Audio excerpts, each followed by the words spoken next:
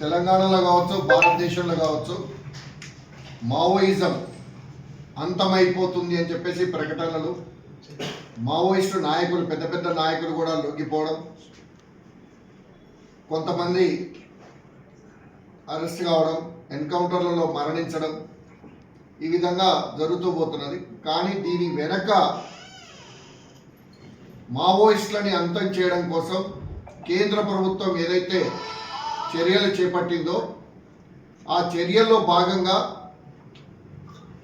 ఈ అటవీ సంపదని దోచుకోవడానికి కూడా కొంతమంది ప్రైవేటు వ్యక్తులకి అప్పచెప్పడానికి కూడా ఆలోచనలు చేస్తున్నట్టుగా కనపడుతున్నది. ఎందుకంటే మనం గమనించాం, కొన్ని సంవత్సరాల క్రితం కాంట్రాక్ట్లు ఇచ్చినా కూడా వాళ్ళు చేయలేని పరిస్థితి, అటవీ సంపదని దోచుకోకుండా చూసిన పరిస్థితిని మనం గమనిస్తున్నాం. ఇవాళ ఎన్కౌంటర్ల పేరుతోటి అటు పోలీస్ వాళ్ళు కావచ్చు, ఇటు ఉద్యమ నాయకులు కావచ్చు, అందులో ఉండే ఉద్యమకారులు కావచ్చు చనిపోవడం భారీ ఎత్తున జరుగుతున్నది. దాంట్లో భాగంగా 2 రోజుల క్రితం పెద్ద పెద్ద నాయకులు సరెండర్ కావడం కూడా జరిగింది. మేము ఇలా ఒకటి కోరుతున్నాం,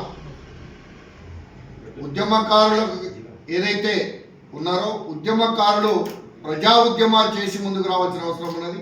ఇవాళటి కాలంలో తుపాకుల రాజ్యం కాదు, తుపాకులను వదిలేసి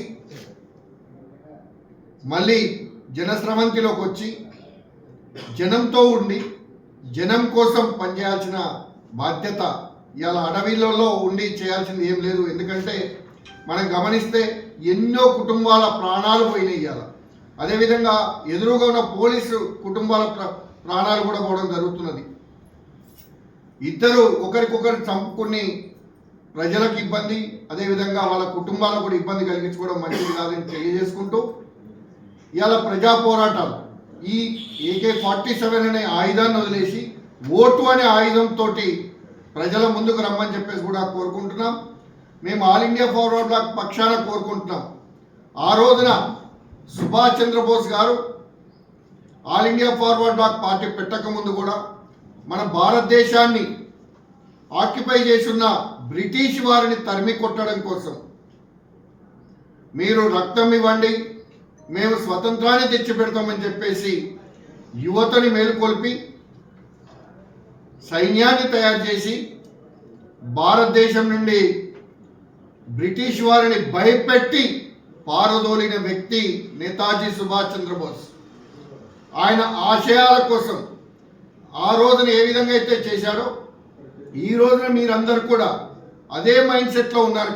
కానీ మీరు తుపాకులు పట్టకుండా ప్రజల్లోకి వచ్చి ప్రజలతో కలిసి ఉద్యమం చేసుకుంటూ ఇవాళ జరుగుతున్న అవినీతి కావచ్చు, అదేవిధంగా యువత మొత్తం నష్టపోతున్న విధానం కావచ్చు, వీటిని అన్నిటిపై చర్చలు చేపట్టి ప్రజాస్వామ్యంలో ఓటు అనే ఆయుధంతో ప్రజల మెప్పు పొందాలని చెప్పేసి కూడా సరెండర్ అయిన నాయకులను కావచ్చు, ఇంకా కూడా మేమేదో సాధిస్తాం తుపాకులతోటి అనుకునే నాయకులను కావచ్చు మా పార్టీ ఆహ్వానిస్తుంది. ఆల్ ఇండియా ఫార్వర్డ్ బ్లాక్ పార్టీలోకి రండి, మీరు ప్రజల కోసం పనిచేయండి, ఆయుధాలను వదలండి, ఓటు అనే ఆయుధంతో ప్రజలను మేలుకొల్పండి. అదేవిధంగా ఇవాళ యువత ఎన్నో చెడు మార్గాల్లో పోయే పరిస్థితిలో ఉంది. మీరు ఎక్కడైతే అడవులలో ఉన్నారో అక్కడ డెవలప్మెంట్ అనేది కరువైపోయి చదువు అనేది లేకుండా ప్రజాజీవనం కూడా స్తంభించిపోయిన పరిస్థితి మీరు అందరూ కూడా గమనించారు. ఇవాళ వైద్యం లేక, విద్య లేక అడవులలో జనాలు అదే పాలనలో, అదే అటవిక పాలనలో బతుకుతున్న పరిస్థితులు మనం గమనించినాం. ఇలా అన్నీ పోవాలి అంటే డెవలప్మెంట్ చేయాల్సిన బాధ్యత ప్రభుత్వాలని. ఆ డెవలప్మెంట్ కోసం, ఆ ప్రజలలో ఎడ్యుకేషన్ కోసం ప్రజలు తప్పుదోవలు బట్టి ఈ గంజాయికి, డ్రగ్స్కి, అదేవిధంగా మద్యానికి బానిసలై బతుకుతున్న పరిస్థితిని కూడా మీరందరూ కూడా అక్కడ ఉండి గమనించారు.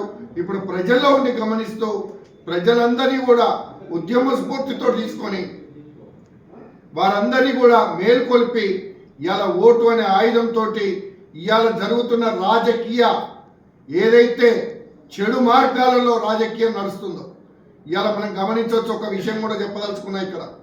ఇవాళ పోలీస్ ట్రాన్స్ఫర్ కావాలి అంటే ఎమ్మెల్యే లెటర్ కావాలి. ఎందుకు ఆ దుస్థితి వచ్చింది మన తెలంగాణ వచ్చిన తర్వాత?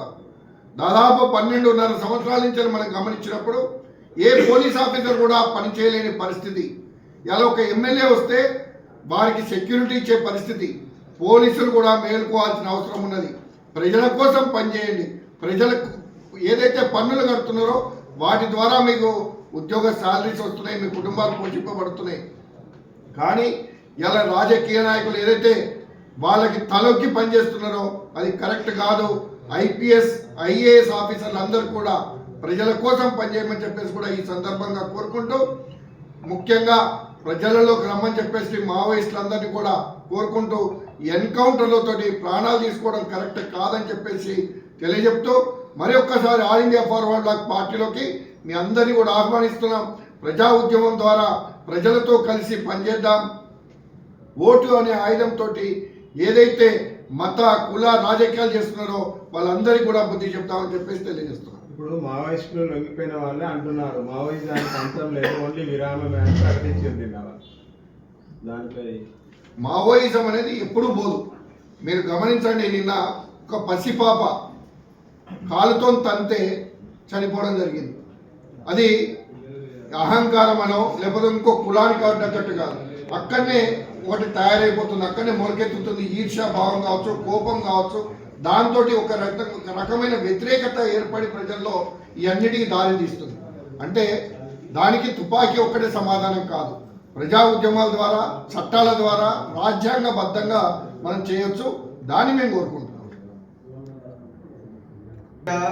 మార్చి 31, 2026 లోపల మావోయిస్టులను మొత్తం దేశంలో అంతమందిస్తామని చెప్పి ఏదైతే కేంద్ర ప్రభుత్వం విధానపరమైన నిర్ణయం తీసుకుందో ఆ ఆపరేషన్ కగార్లో భాగంగా కొన్ని వందల మంది మావోయిస్టులు ఎన్కౌంటర్ల పేరిట చనిపోవడం జరిగింది.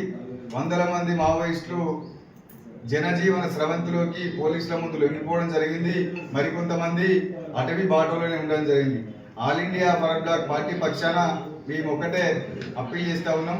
లొంగిపోయిన మావోయిస్టులకు ఇన్ని రోజులు మీరు అడవిలో తుపాకులతో కొట్లాడిర్రు. దయచేసి ఈరోజు ప్రజాస్వామ్య యుద్ధంగా చట్టబద్ధంగా ఆల్ ఇండియా ఫార్వర్డ్ బ్లాక్ పార్టీలోకి మీరు వచ్చి ప్రజా సమస్యల మీద పోరాటం చేయాలని చెప్పి All India Forward Bloc party పక్షాన కోరుతా ఉన్నాం. ఇంకొకటి ఏంటంటే, ఏదైతే ప్రజాస్వామ్య ఈ భారతదేశంలో బ్యాలెట్కు మించిన పవర్ ఇంకోటి లేదు. కాబట్టి ఏదైతే మీరు ఇన్ని రోజులు నిషేధిత సంస్థ మావోయిస్ట్ పార్టీలో పనిచేసిరో ఇప్పుడు జనజీవన స్రవంతులకు వచ్చారు. కాబట్టి ప్రజాస్వామ్య యుద్ధంగా ఉన్నటువంటి రాజకీయ పార్టీలోకి మీరు వచ్చి ప్రజా సమస్యల మీద కొట్టాడాలని చెప్పి All India Forward Bloc party రాష్ట్ర కమిటీ అభిప్రాయపడతాము.